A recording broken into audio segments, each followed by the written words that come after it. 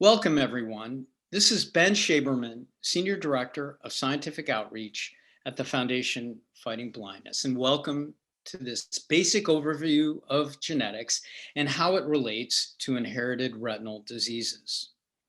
So let's get started. So your genetic profile, all your genetic information is determined at conception, and you get that genetic information from each of your parents. You get 23 chromosomes from your mom and 23 from your dad. So they come in pairs. And those chromosomes contain all of your genetic information. And there are about 20,000 pairs of genes that are contained on those chromosomes that help determine who you are and your risk for diseases. And I think an important thing to keep in mind as I'm going through this presentation is to remember that genes come in pairs. We have 2 copies of each gene.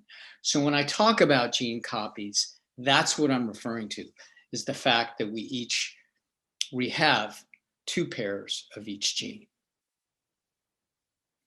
So this image, this diagram, shows all the chromosomes, the pairs that we inherit from our parents. And again, there are 23 chromosomes. Now, the first 22 are known as autosomes. And I point this out because if you listen to researchers or watch other presentations, especially on inherited retinal diseases, you'll often hear diseases referred to as autosomal recessive or autosomal dominant.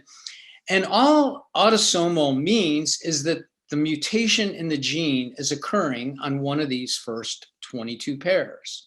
Now, the 23rd pair we refer to as the sex chromosomes. And if you're female, you have 2 X chromosomes. If you're a male, you have an X and a Y. And we will be talking more about the sex chromosomes and X-linked diseases, which occur due to mutations on the X chromosome later in this discussion. So each chromosome pair contains hundreds, or in some cases, thousands of genes. Again, we have 20,000 genes spread across these 23 pairs of chromosomes. Some genes are bigger than others, so they have more, some chromosomes are bigger than others, so some have more genes than others.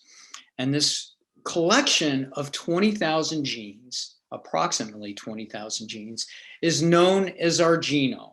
And again, this information helps define who we are, our hair color, eye color, other physical characteristics, and risk for diseases. Now, when we start digging down into the gene, we see that genes are made up of molecules called nucleotides. And each nucleotide in our genes, or DNA, are represented by letters. And there are only 4 letters that make up our genetic information. Those are A, T, C, and G. And they occur in pairs, and we also often refer to them as base pairs. So this is the genetic information that our cells use to determine how those cells will function and operate. And we'll be talking more about that. So amazingly, our entire collection of genetic information, again, we call this our genome, contains 6 billion nucleotides, or 6 million letters. You can also look at this as being 3 billion pairs of letters, or 3 billion base pairs. So in this slide, I have 2 images of a hypothetical region of a gene. On top, we're highlighting 2 base pairs. One's coupled, A coupled with T, the other is G coupled with C. Now, below that particular image is a change in that base pair, where the A has changed to a C. And we refer to that as a variation or a mutation. And these are the misspellings in genes, the mutations that can lead to disease. Now, we have a lot of variations in our DNA really millions of variations that have no impact on us at all. And we just call those variations. But if the variation causes a disease or a problem, we refer to it as a mutation. So when a single letter is misspelled or changed, we call that a point mutation. But there are many other ways that genes can be mutated. There can be extra information or extra letters inserted. There can be missing letters. We call those deletions. There can be translocations where information, the letters, is moved around the gene. And there can be inversions where these letters are switched. So it's important to understand the role of a gene and what it does in a cell. And the gene is the code or the recipe for the cell to make proteins. And it's proteins that are key to the cell's function, structure, metabolism, and overall health and well-being. We need complete and healthy proteins, literally thousands of them in the retina, so that the retina functions properly and gives us vision. Now, in the left side of this slide, I have an image of a protein known as RPE65. RPE65, in case you didn't know, is involved in vitamin A processing in the retina. We all need vitamin A to make our retinas light sensitive. And this image is a very complex image. There are lots of coils and strings. And what I like about this image, it shows the complexity of the protein. But again, it's the proteins that are so essential to the well-being and function of our cells. So reviewing some of the information that I've already presented, we have about 20,000 pairs of our genes spread across 23 pairs of chromosomes. As I've already said, genes control just about everything about us, or they at least affect things about us, including our physical appearance and risk for disease. Now, some variations in genes may increase or decrease the risk of disease, like cancer or heart disease.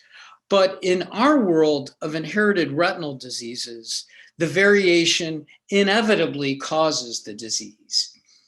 And in our world of inherited retinal diseases, it's just one mutated gene that's causing the condition. So if you can understand what that gene is and what its function is, you're really getting at the root cause of the problem and the vision loss. So in many inherited retinal diseases, the mutation in the gene is only affecting the retina. Remember, we have a complete set of genetic information in all the cells in our body, but the mutation in many inherited retinal diseases, again, is only affecting the retina. But in some conditions, that mutation is affecting more than the retina. And Usher syndrome is a great example, because the mutation in Usher syndrome genes, like USH2A as an example, or USH1B, MYO7A, those mutations affect the inner ear as well, and potentially the vestibular system, our balance system. And there are other conditions that are syndromic that affect much more than the retina. They can affect the kidneys, the development of our brains, and other bodily functions. And as I said earlier, there are many genetic variations that have no effect at all. But obviously in our world, we're concerned with those that affect the retina.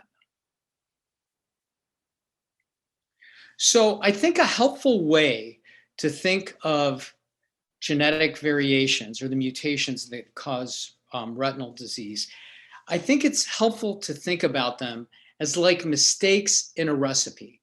Because what your cells do is they read your genetic information so they know how to make proteins. Remember, I said in a couple slides ago that proteins are essential to a cell's health and function and well-being. So if you have a mistake in a gene and you don't have the right protein made or not enough protein made, then the cell suffers. And if it's a cell in the retina, you are likely to have vision loss. And really, the defects in retina-related genes usually lead to two potential outcomes: that there is not enough protein made, there's a deficiency in protein, or the wrong protein is made and it is non-functional and it can even be toxic. So I always enjoy sharing this slide of this piece of bakery, which is somewhat unidentifiable. I'm not sure what it is, but this is a failed attempt at bakery because there was a mistake in a recipe. Let's say there wasn't enough yeast. The instruction for yeast didn't have enough yeast to make this properly rise. And the same kind of thing happens in the retina and other parts of our body when there's a genetic defect. There's a mistake, again, in the gene, the recipe that's essential for making proteins. Okay, so that's a pretty basic, quick overview of genetics and mutations. And now we're going to move into the retinal disease inheritance patterns that occur in the retinal disease space. These are the three main inheritance patterns that people with inherited retinal diseases may experience, or I should say families may experience. Now, one thing to keep in mind is a genetic counselor may be able to help you understand your inheritance pattern by putting together a family tree and tracking who in your family is affected, which generation, siblings, etc. But ultimately, the best way to understand your inheritance pattern is through genetic testing, because if you can identify that mutated gene, then ultimately you will know what the inheritance pattern is. So the three main patterns are autosomal recessive, autosomal dominant, and X-linked. And if you recall from one of my first slides, autosomal simply means the mutation is occurring on one of those first 22 pairs of chromosomes. And the X-linked mutations are occurring on the X chromosome, which occurs on the 23rd pair. So let's first look at autosomal recessive disease. And in autosomal recessive disease, I think one of the key things to keep in mind is that the recipient of the condition receives a mutated gene from each parent. Both parents need to carry the mutated gene. But in recessive disease, the mom and the dad are unaffected carriers. They don't have the disease. And in most cases, they don't even know they're carriers. Everybody is a carrier of some recessive disease genes, whether it's retinal or otherwise. It's only when we happen to have children with somebody else who happens to be a carrier of that same gene that there's a risk for our children. And I think another distinguishing feature of recessive disease is because parents are unaffected carriers and there's no history of the disease, usually within the family, it's often a surprise to the family. And conditions like LCA, labor congenital amaurosis, Usher syndrome, Stargardt disease, and some forms of RP are recessive. And again, they're a surprise to the family when somebody is diagnosed.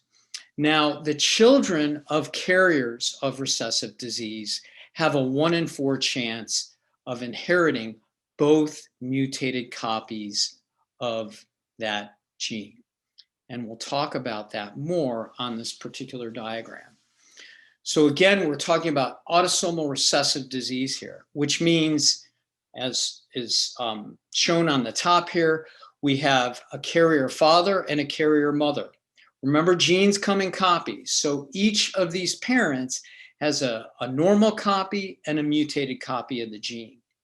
Now, there's a 1 in 4 chance that the child will inherit both mutated copies. And looking at the second row in this diagram, It's the daughter, the affected daughter, who happens to inherit both copies of the mutated gene.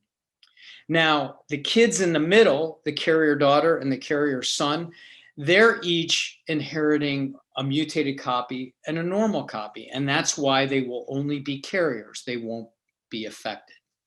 Now, the child on the left, the unaffected son, he happens to be getting both normal copies and won't even be a carrier.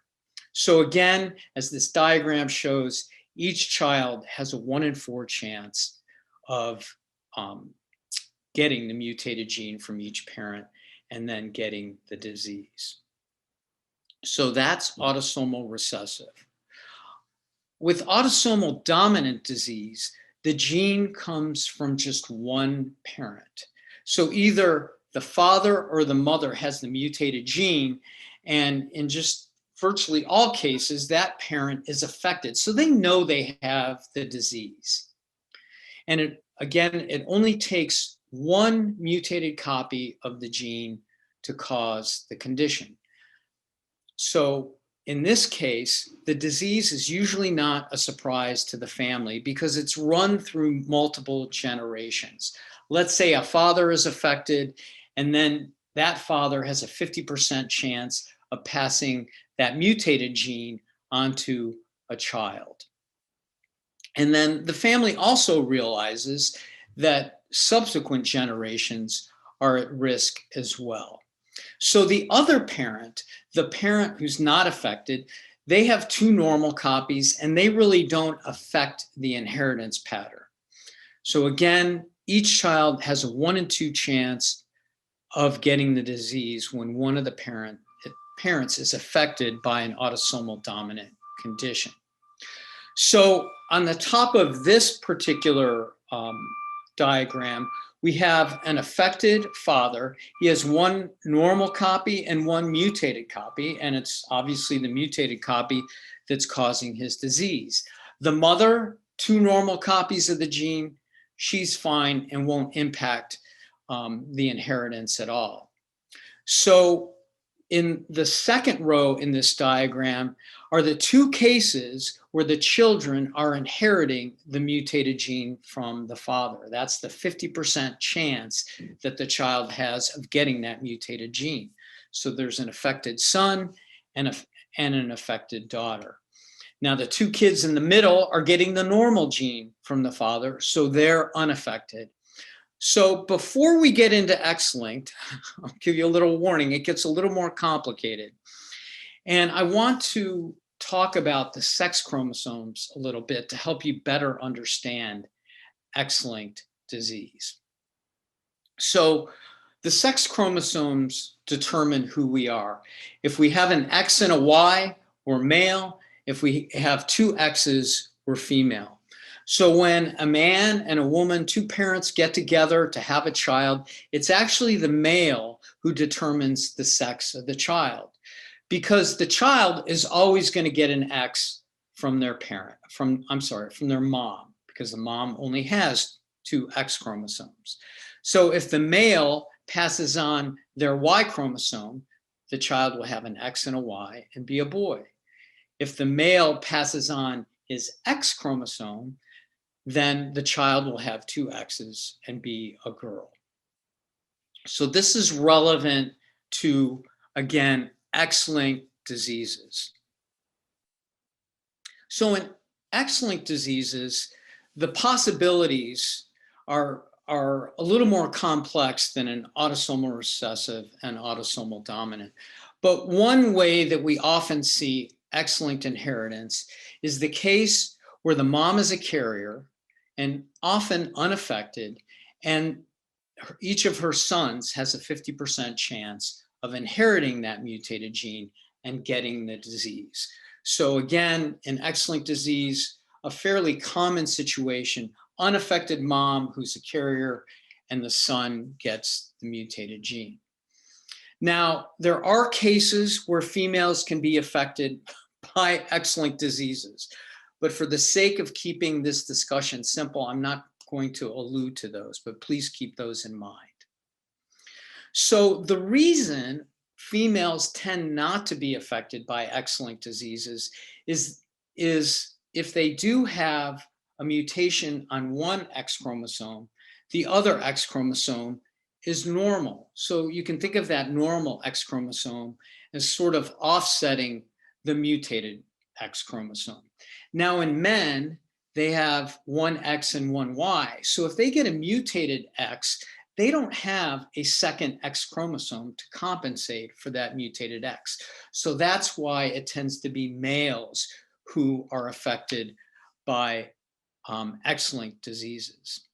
Now, when a female is a carrier, one good X, one mutated X, their sons have a 1 in 2 chance of getting the disease. If they get the mutated X, they'll get the disease. If they get the normal X, they'll be fine. Now, in X-linked disease, there may be evidence of the disease running through earlier generations. There may not be. So the disease may or may not be a surprise. Sometimes X-linked disease can look something like dominant in inheritance. And that, again, underscores why genetic testing is so important, so you know exactly what the gene is to understand the inheritance pattern. Okay, so let's look at X-linked disease when the mom is the carrier. So in the top part of this diagram, we have an unaffected father. He has a normal X and a normal Y, and the mother, as a carrier, has a mutated X and a normal X. So in this case, there's a 50% chance that the mom will pass along a mutated X to one of the children at the bottom. Now, if it's a male, by definition, the male will only get a Y chromosome from his dad. So if he gets a mutated X from his mom, he will be affected.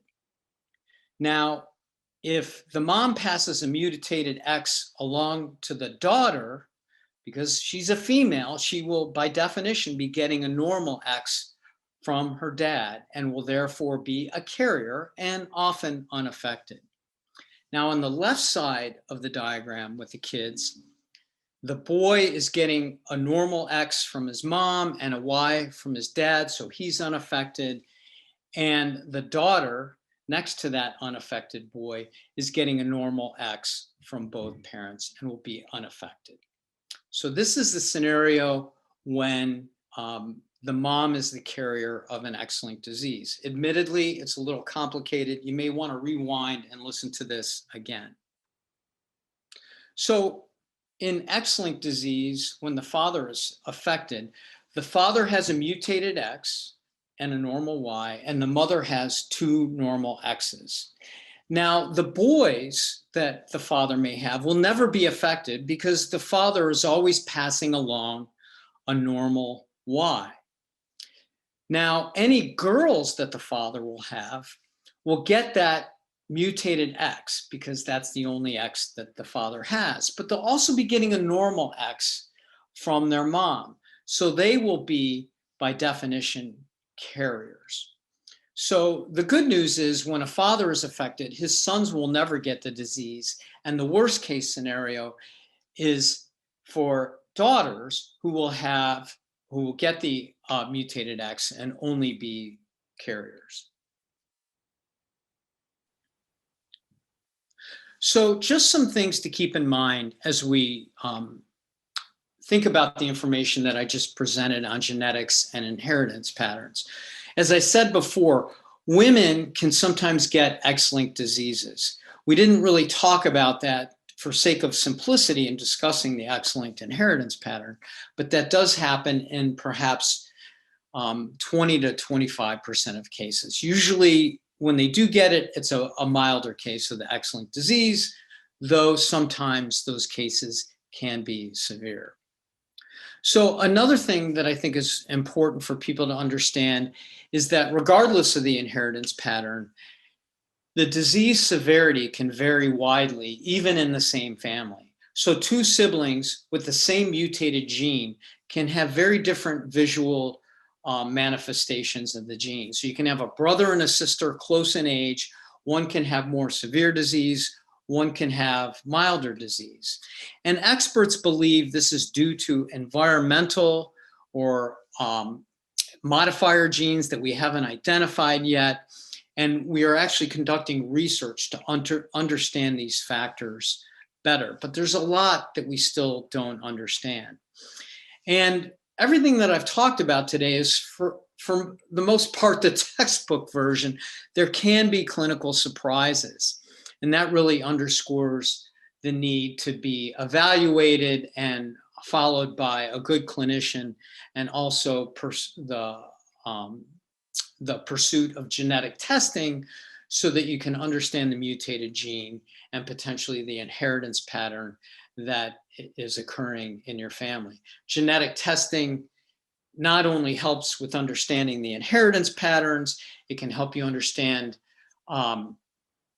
what emerging clinical trials and emerging therapies may be helpful to you as well. So that concludes this overview of genetics. Thank you.